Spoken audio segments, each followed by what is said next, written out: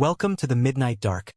Please subscribe US. Let's start the main story, and when we say, peace to their ashes, will not the reader add a fervent amen? On 17th Street was a pathetic sight. One blackened and charred wall stood swaying in the wind. Just over the door was a sign, plain sewing. An old woman had been the sole tenant. Here, any day for years past, it may be, her charred body was dug from beneath the ruins. Tragic end of a life of poverty and toil. But when we reflect on the lot of many another sewing woman, who still survives, we may, with Solomon, feel inclined to praise the dead who are already dead, more than the living who are yet alive. About 13th and Walnut dwelt a peddler with wife and child. He knocked a hole in the side wall of his wrecked home, and dragged out his little family over a seemingly impassable pile of debris. Then he thought of another woman and two helpless children imprisoned upstairs. He rushed to their rescue, and dragged them out just in time to save them from the flames, which 2 minutes later were licking up all that would burn. Society must think more of its lonely toilers, even of its peddlers and publicans and sinners. It was the keeper of a brothel in Memphis, who, during the awful yellow fever visitation, turned her house into a hospital, and ministered to the suffering till she fell a victim herself. Jesus was looking at some very nice people when he said, "The publicans and the harlots go into the kingdom of God before you." To those good people, such a thing would be one of the mysteries of providence. Mysteries of providence are continually ferreted out on such occasions. Reporters, to whom everything that can be written is news, gather up 100 items and give them to the public, often grouping items in a manner that is strikingly grotesque. There is no grimmer humor than the apparently matter-of-fact statement that during a great Italian earthquake, wherein lofty cathedrals were shaken to pieces and hundreds of people killed, statues of the Virgin escaped uninjured. Sober-minded people are prone to wonder what is the relative value of a human life and a graven image. One might, if such things were of constant occurrence, consider them as meant by Providence as a very sarcastic punishment for the violation of the second commandment. It is related that, at the time of the massacre of St. Bartholomew, a Romish captain secured a number of fugitives, among whom he felt satisfied there were some good Catholics. Not being able to distinguish them readily, he referred the perplexing case to a fanatical priest. The response came promptly, "Kill all. The Lord will know his own." Interpreters of the inscrutable ways of providence might find such the only solution for many particulars of the storm. The pious but superstitious folk who believe that all such visitations are for the sins of a people, instead of the result of laws that send the rain alike upon the just and the unjust, might find some perplexity in conning the following cases. On the next street back of Falls City Hall stood the St. John's Episcopal Church. The rector, with his little 4-year-old boy, was in the study. The rectory and the church were completely destroyed, and the rector and his child were killed. In an adjoining building, 10 or 11 men were playing cards. The house was demolished, but not one of the players was seriously hurt. The preacher perished. The idlers were saved. Herein is food for reflection. Tierney's saloon was on 11th, between Main and Market. The icebox saved him and 4 other men from being crushed. They crowded beside it, and crawled out uninjured. The pastor and the useful laundry girls perished. The saloon keeper and his patrons survived. The Catholic buildings at 17th and Broadway were Father Desney's residence, the Sisters' Home, the Church of the Sacred Heart, and the parochial school. All these were wrecked by the wind, and Sister Pius was killed. There is a story that, amid utter ruin, the image of the Virgin was left standing, untouched by harm. Let the devout remember that a saloon keeper obtained an equal deliverance. Elmer Barnes and several others ran into Eckerall's saloon, 1001 West Market, and securely closed the door. The building fell with a crash, and the men were buried in the ruins. Barnes and Eckerall were overwhelmed by the falling bricks and timber. Eckerall was fearfully injured. Barnes was drawn from the ruins, and died a few hours afterward. The other men were only slightly hurt. If we have had occasion to mention the destruction of one church and of several saloons, it is probably only because saloons are more numerous than churches. At a grocery store at the corner of 16th and Magazine Streets, the owner and 5 others were standing at the bar in the back part of the store.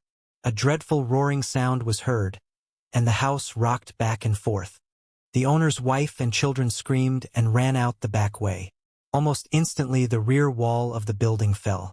The 6 men rushed to escape by the front door, but the wind closed it with such force that it could not be opened. The floor beneath gave way, and 3 men were dropped into the cellar and pinned among the ruins. The other 3 escaped through a side window. Instantly a fire kindled and took hold on the imprisoned men. Their cries were awful, while their escaped companions witnessed the horrible cremation and were powerless to render aid. We record but a few of the multitude of deaths, experiences, incidents, and escapes. Doubtless, there is many an untold tale, something of personal interest connected with almost every one of the hundreds of buildings partially or wholly wrecked. The press at first exaggerated, and perhaps finally minimized the loss of life. There is reason to think that not all the names of the dead were given to the public, while subsequently several died of their wounds. To the list of those who were killed outright or died in a few hours, better information might have added several names, and possibly subtracted or corrected others. The public may find in the press reports lists of the dead and numerous records of persons injured or killed by the fallings of walls, or by flying missiles. But these, after all, must be regarded as exceptions.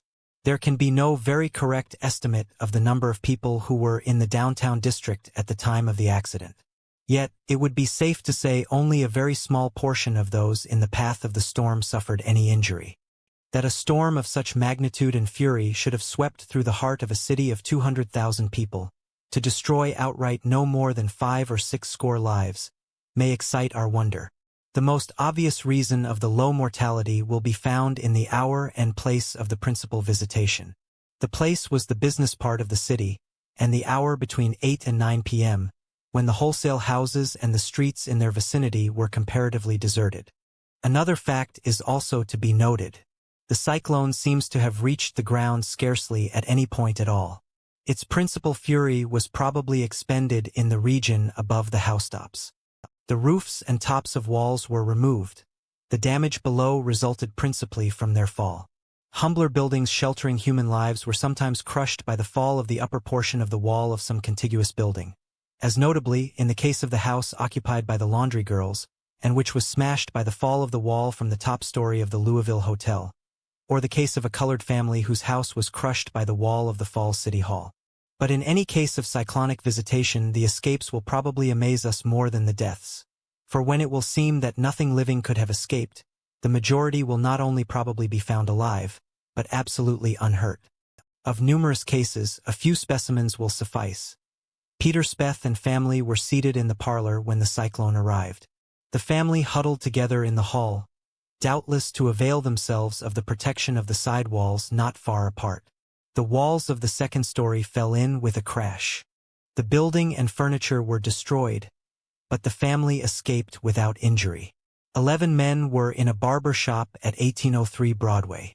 The roof was blown off. The walls fell in, but all the men escaped through the windows without a scratch. At 329 11th Street, on the upper floor of a 2-story brick, a lady lay at the point of death, watched by her son and daughter. She begged them to flee for their lives, but they refused to forsake her. The roof was stripped clean off, but the devoted children with their mother escaped injury. In one cottage on Chapel Street dwelt a family of 5. At once all were in the house, when the storm demolished it, and 4 escaped unhurt. Major Galt of the Louisville and Nashville Road lived in a 2-story brick. He apprehended no danger till the walls fell. His wife was buried under a pile of bricks. Her husband with difficulty extricated her, and carried her unconscious to the house of a neighbor. Save for the shock, she was not seriously hurt. Now, were such cases the exception, had not such instances happened in 100 other places similarly visited, there would certainly be cause for perplexity. But the phenomena of the Louisville storm tend only to establish the truth of a fact long suspected, that the most destructive effects of a tornado are not always attributable to the direct force of the wind. A number of interesting incidents of the Louisville storm will serve to illustrate a now clearly established fact. Mrs. Fitzpatrick and her family were in a two-story brick, 1433 17th Street. They were all in an upper room and could not get out. The walls fell outward, while the floor still remained in its place. They climbed down unhurt. James Smith, colored, lived with his wife and 7 children in Congress Alley, in the rear of Falls City Hall. Himself, his wife and 3 children were crushed beneath the mass of bricks and timbers. The remaining 4 children were taken out more dead than alive. Yet, the house was not in the least moved from its place. The building was crushed by the wall of the hall, which fell outward. Similar was the fate of the laundry girls. The house in which they were was crushed by the top of the wall of the Louisville Hotel, which fell outward, toward the wind. The colored Oddfellows were holding a meeting in their hall at 13th and Walnut. The 2 upper stories were blown entirely down. Several large circular holes were blown through the brick walls, one of these in the side away from the storm. Several received more or less injury, but not one was fatally hurt. At 1315 18th Street was a magnificent new brick cottage. The roof remained, but in the west wall were made 6 holes, round as a dollar, and large enough to admit a flour barrel. It is added that the missing bricks were nowhere to be found. Finally, take the experience of a grocer on West Market Street. I was inside of my store, and my clerk was there, too. Standing on the pavement outside were Policeman Harlow, a man named Charles Taylor who said he lived in Jeffersonville, a Negro whose name I do not know, and Carl Rice, an 8-year-old boy who lived with his parents in the rooms above my store. When the wind grew high and the hail began to pelt, Mr. Harlow attempted to open the front door of the store, which was closed, to come inside for shelter. At that moment the tornado came in all its fury. No one who was not in it can conceive of its terrific force. The suction from without, as the full force came, was so great that it was impossible to get the front door open. My clerk at work on it on the inside and Mr. Harlow on the outside were as powerless against the wind as babies would have been in attempting to move a stone wall. But their efforts were not of long duration. The tornado forced its way in the rear of the upper stories of my building, and with impetuosity unequaled forged through the apartments against the front wall. This wall popped out and fell to the pavement below, upon those standing there, burying them in the debris. The front is entirely gone, as you see. Mr. Harlow and the little boy Carl Rice were close up to the front door, and only a small portion of the wall struck them. Taylor and the Negro were out on the pavement further, and they fared worse. Taylor's leg was broken at the ankle, and he was internally injured. The Negro had a hole knocked in his skull larger than a silver dollar, and was used up generally. Mr. Harlow was bruised, but fortunately has no bones broken, and is not dangerously hurt. The little boy's head was pretty badly cut and bruised, but he is not in a serious condition. Now, in all of these cases is noticeable the same peculiar feature of walls falling outward, sometimes even against the wind, or of holes being burst in walls, the bricks being thrown so far that they could not be found, or distinguished from those of other houses. This might seem inexplicable, that the windward walls often fall outward. But it must be remembered that all storms with a wind system blowing spirally upward and inward are characterized by low barometer, signifying a diminution in atmospheric pressure at the storm center. And the lower the barometer, the more violent the storm. Now, it is clear that if a storm advance slowly and be widely diffused, the air in the regions through which it moves has time to accommodate itself gradually to the change, and expanding slowly to equalize the pressure in all directions, its rarefaction is not perceptible to the ordinary observer. And the denser air within a dwelling expands so gradually that all the surplus can escape through chinks and crevices, if the doors and windows be closed. But the narrow-path tornado comes so rapidly as to produce little atmospheric change beforehand, while directly at its center the barometer may stand as much as 2 inches lower than in the surrounding region. Now, a fall of 2 inches means, in round numbers, a lessening of pressure of 1 pound to every square inch, or 144 pounds to the square foot. As the air normally presses equally in all directions, the passage of a storm of this sort may mean a sudden change from 15 pounds pressure to the inch on each side of a wall, to 15 pounds on the inside and 14 only on the outside. When such a sudden change is brought to bear on every square inch of the interior of a house, it necessarily amounts to an explosion. Suppose that in the case of the door which the men were unable to open, that the pressure had been as great as 1 pound to the inch. Then an ordinary 7x3 door would be held in place by a force of 1.5 tons. This same power has been observed to burst the weatherboarding from frame houses, leaving the frame and inner surfaces intact. The reader will wonder why, in such cases, the windows do not burst out, leaving the walls unhurt. This often occurs. But very great pressure would evidently act just as does powder in a blast. The rock is rent ere the tamping is torn out, though the latter has far less resistive power, while very violent explosives do not even need any tamping in order to utilize their force. It would seem, then, that a house with open doors and windows has a better chance of weathering a tornado, whether in respect to direct impact of wind, or to the expansive force of air within, than a house which is shut up. Here, again, quite a number of instances can be adduced of houses caught suddenly thus by tornadoes and escaping unhurt, while houses upon either side were demolished. But that the direct force of the wind on the Louisville occasion was very great is abundantly evidenced. Numerous are the apparently curious freaks that were noticed. A city paper, for days after the storm, contained the following. There are hundreds of the most interesting and miraculous incidents connected with the tornado, showing the queerest sort of freaks of the wind. A block of iron casting, weighing over 150 pounds, was blown into the second story of the Chesapeake, Ohio and Southern Railway building, near the Union Depot. Nobody knows where it came from, and the nearest building from which it could have come is nearly 100 yards away.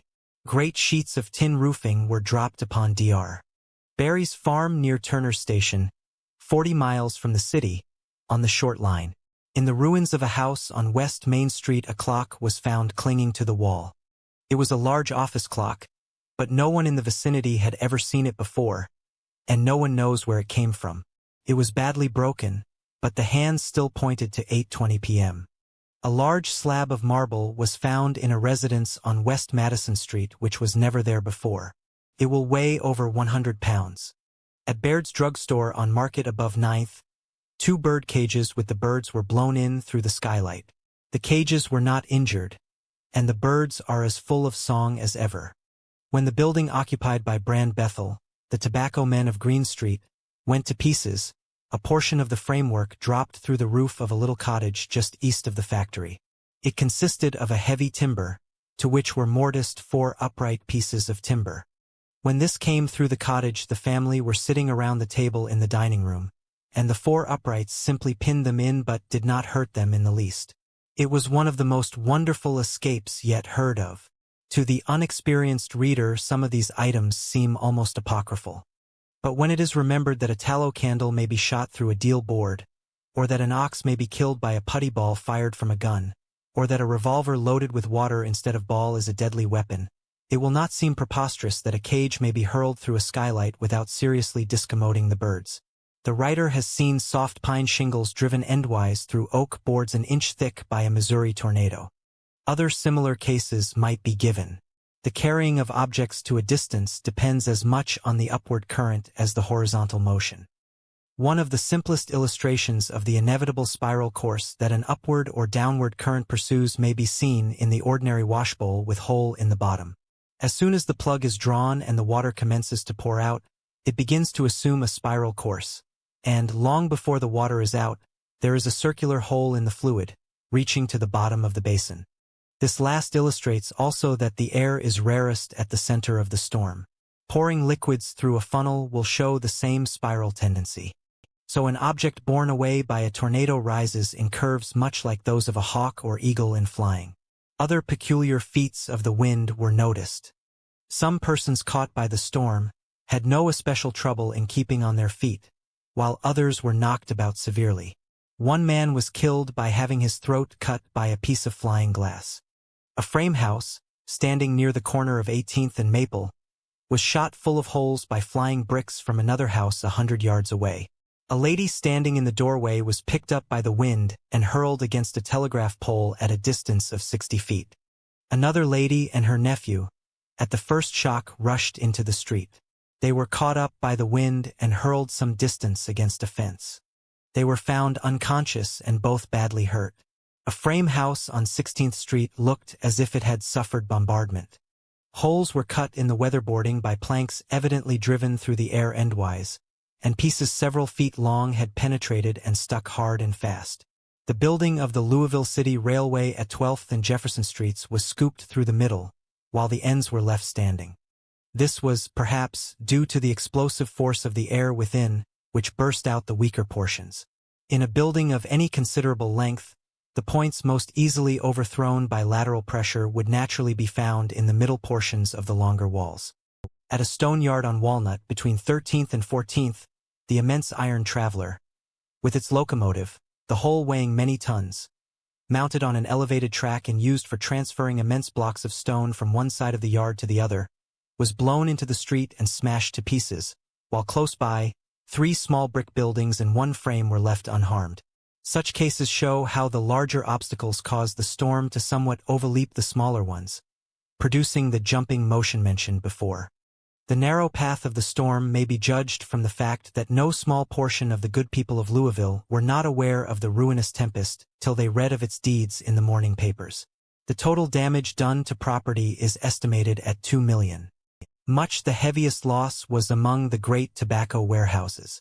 There has been some discussion as to whether any sort of buildings are safe in a storm, but so long as the most violent tropical cyclones leave many houses unhurt after a protracted gale, there is little fear that the walls of our large buildings may not readily be made massive enough to withstand any atmospheric storms.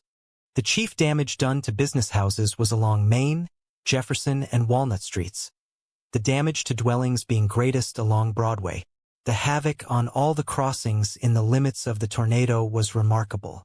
It was observed that the buildings on the north sides of the streets parallel to the river suffered most.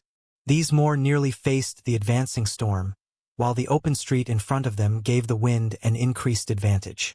This will be better comprehended if the reader will recollect that the tornado of the northern hemisphere rotates in a direction contrary to the hands of a watch. So in the case of one moving eastward or northeastward, the wind on the front edge is blowing directly northward or northwestward. So the current, slightly broken in passing through a block, regains its strength somewhat in slanting across the next street, and assaults the next block with renewed force. Louisville, though the principal sufferer by the storm, was not the first. The tornado formed some distance to the southwest of the city, and on its devastating march toward Louisville mowed clean a wide swath through the woods, and fell upon the beautiful suburb of Parkland. The mayor's 2-story brick residence parted with its roof at the first shock. The mayor's wife was upstairs in bed, ill of pneumonia. Her husband and another man seized the bed and carried her into the yard.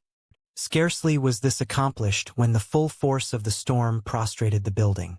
It may be noticed in this connection that the most destructive wind is never in the first shock, the parting gust being usually the most damaging. Doubtless this is because the expansion of the atmosphere within the house at the moment the center of calm passes over it weakens the building to such an extent that the rear of the tornado, striking the house from the opposite direction, readily overthrows it. No such peculiarity is observable in a forest. The trees, containing no vast quantities of air, are usually felled by the first stroke, if at all. The track of the storm through Parkland was 1/8 of a mile wide. From the rate at which it spread, it is clear it could be but short-lived. Within its path, it was more destructive in Parkland than in Louisville. The frame schoolhouse was lifted from its foundation, carried a few feet away, and then torn to fragments. The Daisy Line depot was totally demolished. The Masonic temple parted with its upper story. 13 houses in the village were completely wrecked, and several others more or less damaged. It will be remembered that in Louisville the upper stories suffered most. But here the storm was fresh, and almost every building struck was razed to the ground. The total damage was about 20,000. Passing through Louisville and crossing the river, the cyclone struck Jeffersonville on the Indiana side. Here, upwards of 80 houses were seriously damaged, and quite a number totally destroyed. 2 days later, the press gave the loss at 500,000, probably a great exaggeration, as the particulars given did not tally at all with the general statement. Singularly enough, not a life was lost, and only 1 or 2 persons were materially injured. The damage was mostly to roofs and top stories, and the people were doubtless indoors and below. This, however, does not account for the deliverance of a number of persons in buildings which were completely destroyed. Possibly some of these may be accounted for by sudden explosions of buildings, such as has been noticed heretofore. The fragments would be much more apt to injure persons just outside than those within. The largely increased percentage of damage done to roofs and upper stories only shows how rapidly the storm was weakening. It could not go very much farther with its devastation.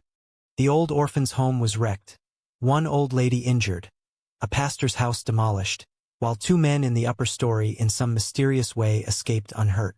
At the foot of Front Street, a shanty occupied by a man with wife and 3 children was lifted bodily and thrown into the river. The family would have been drowned had not some carworks employees rescued them, at the peril of their own lives. A number of guests, and some who came for shelter, were in a house at the corner of First and Spring Streets.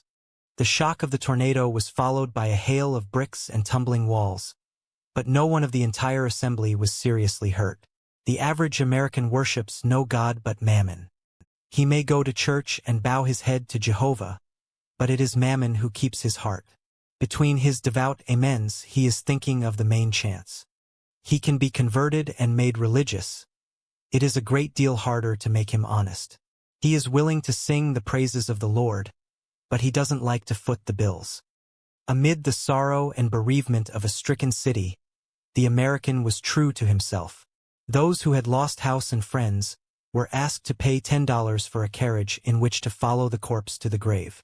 As about 30 victims of the storm were buried on Sunday, it may be inferred that the carriages in each procession were none too numerous.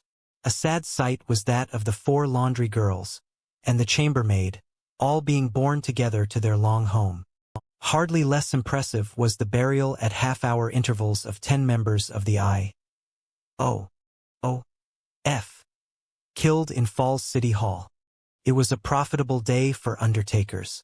Nor did the officers of the Louisville and Southern Railroad forget their interests.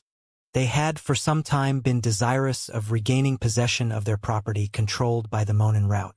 This they did in the confusion, dismay, and darkness immediately following the storm. The writer does not wish to do any injustice to his people. Such items present but one side of the American's character. He is a strange mixture of grasping greed and warm-hearted generosity. The latter is an inborn trait, the former indrilled. We live in a rushing age. We are no more in a hurry about being rich than we are about a score of other things. Haste is a national characteristic. Further, our people are brought up with peculiar ideas of success in life. Everything is reduced to a basis of cold cash. A man may be learned, talented, industrious, but all these things are counted for naught if he is not also wealthy. So our young people are brought up to think that money-making is the one business of life, and as a result the business world is full of those who resort to sharp practice and questionable methods, merely because they have been taught to subordinate honor and equity to gain-getting. Yet, the warm sympathies and native generosity of our people are continually coming to the front, in a way that, in view of the other traits, is sometimes amusingly inconsistent. Men who will haggle almost about the price of a pin, or make their living by wild or fraudulent speculation. Nay, even professional gamblers or worse characters are prompt in responding to the wail of a distressed city or state. After all, we are brethren. Yet, our good and bad qualities are so thoroughly mingled that we must continually rob Peter to pay Paul. The American has another prominent trait, independence. He does not accept aid as such when he feels he can do without it, nor does he wait for demands of help when he hears of great misfortunes that have befallen his fellow countrymen. Leigh Hunt once asked a very ragged and forlorn Irishman, "Why don't you ask for alms?" "Alms, is it? Sure, and isn't it begging I am with every bone of my body?" The average American is generally quick to recognize a case that speaks for itself. To Louisville, in the hour of her calamity, came tenders of help from many quarters, and these offers would have been greatly multiplied, had not the citizens declined the proffered assistance. They felt that the resources of the city were equal to the necessity. They were grateful but self-reliant.